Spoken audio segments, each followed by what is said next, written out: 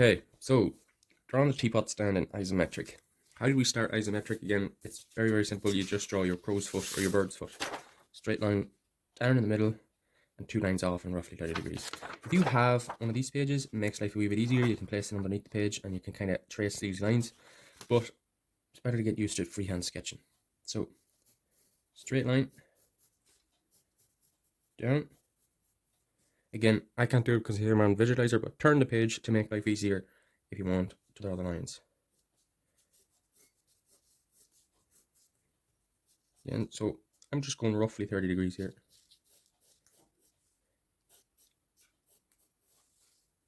Again, it would be easier if I could turn the page, but because I'm on a visualizer, I can't.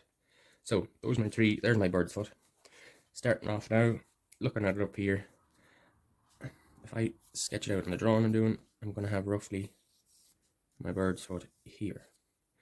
So I'm going to get this leg and I'm going to get this leg. So how am I going to work this? What I might start off by doing is I'll try and get these solid shapes here. Break it up into a simplest form first. So if I forget about these little notches out first and just get those solid shapes. So I'm just going to draw, again, get used to draw this angle. Draw a line straight up like that. Again, I'm just roughly by eye. Again. And then thickness, again, forget about this notch here. That just comes straight there for now. Straight up. And straight up. Do this light and you'll be fine. Straight up. Straight down. And roughly about straight down there. Trying to copy these angles. Here. And that's one cross, so I'm going to get the other side now.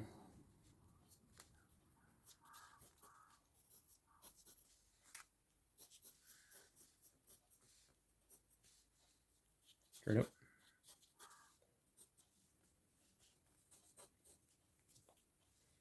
Again, so getting used to this angle again.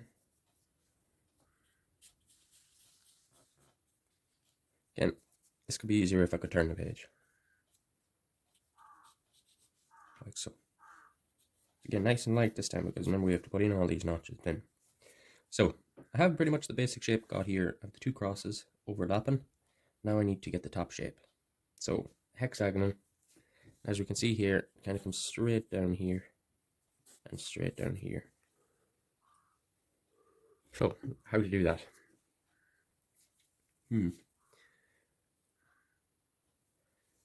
Well,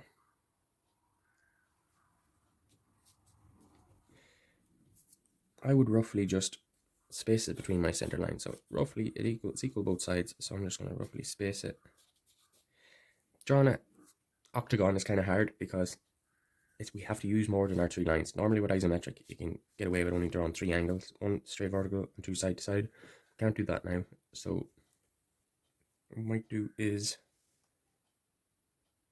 yeah, I can copy this angle here, bringing it down here. So it's roughly the space in there.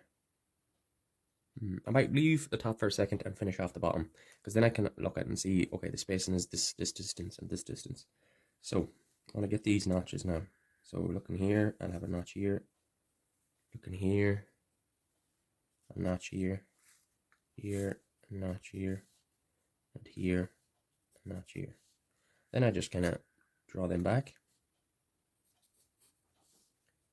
And here it goes back to there.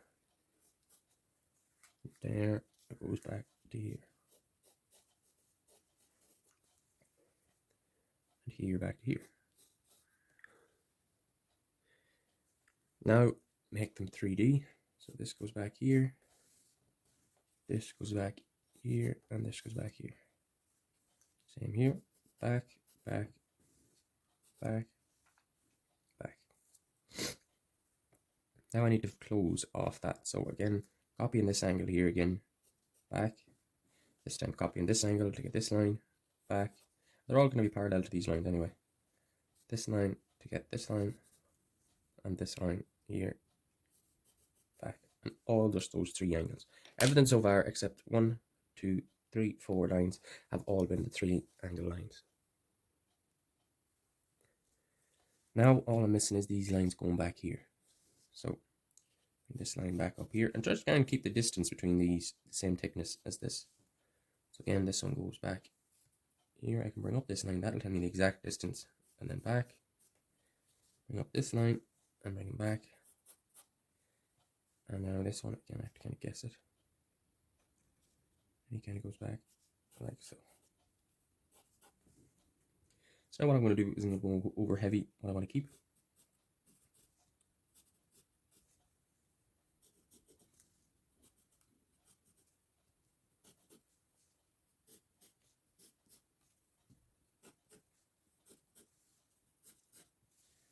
So I'm almost forgetting these little notches here, so I have to put them in before I go in over heavy everything else.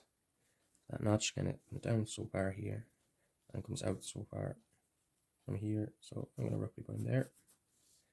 Another notch up here, same distance, down so far, up so far, put them in like so. Up here again, kind of comes down, and that'll slope that whole front face. So it's just a straight line there. So I'm just going to knock our little base off like so. That's the same there. It kind of makes that two faces flat. So we'll knock them off there. So now going over heavy.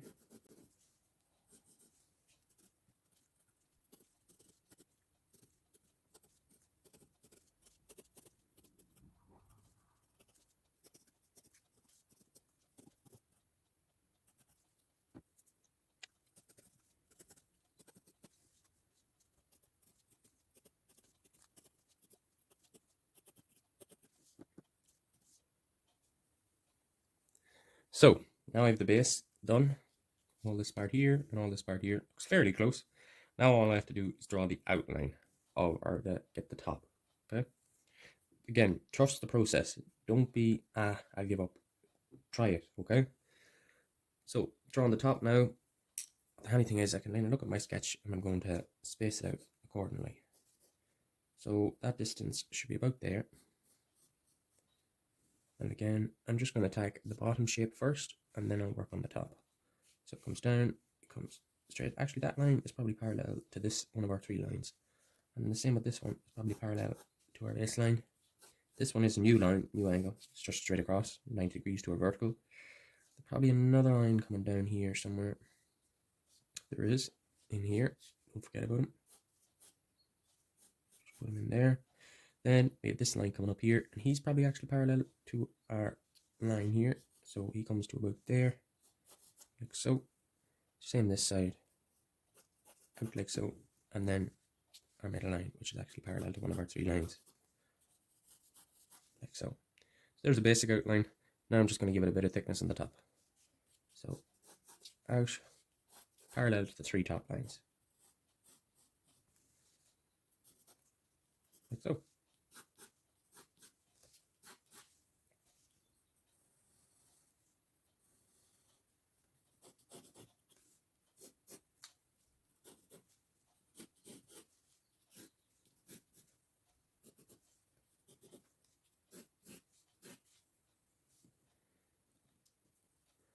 And you can color and you can shade to whatever you like after that. But that's the basic sketch done. I might just go over it a wee bit with a bit of shade.